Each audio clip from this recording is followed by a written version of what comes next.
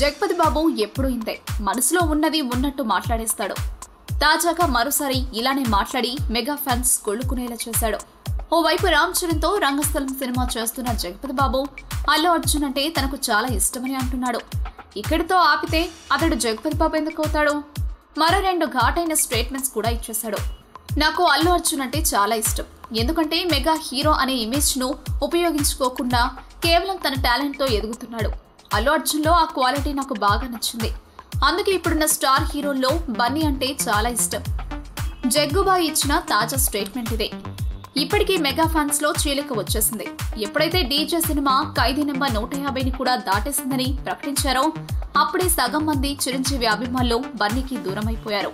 మొన్నటికి మొన్న ఓ ఇంటర్వ్యూలో చిరంజీవి తర్వాత మెగా చైర్ మీదేనంటూ ఓ యాంకర్ అంటే ఖండించకుండా కృతజ్ఞతలు చెప్పాడు.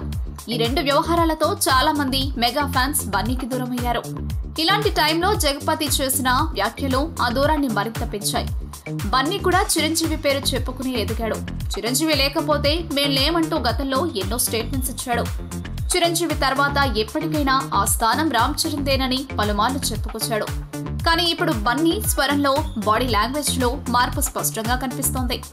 చెప్పని బ్రదర్ అంటూ పవన్ ఫ్యాన్స్ కు దూరమైన బన్నీ తాజాగా చిరంజీవి ఫ్యాన్స్ కు కూడా దూరం అవుతున్నాడు. 1 year నేనెంత మిస్ అయ్యాను తెలుసా? ఫస్ట్ నేనే ప్రపోజ్ చేశా. ఇప్పుడు నాకు వాడు అస్సలు నచ్చట్లేదు. ఏం చేయాలో కూడా అర్థం కావట్లేదు. చాలా గిల్ట్గా ఉందిరా.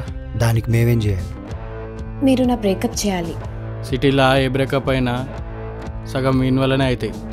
నేను నమ్మను. కానీ దాన్ని ప్రూవ్ చేయడానికి నా దగ్గర ఏం ప్రూఫ్స్ లేవు. నా బాయ్ ఫ్రెండ్తో బ్రేకప్ చేయాలని పెట్టు, డీటెయిల్స్ ఇవ్వు, వాళ్ళే చూసుకుంటారు.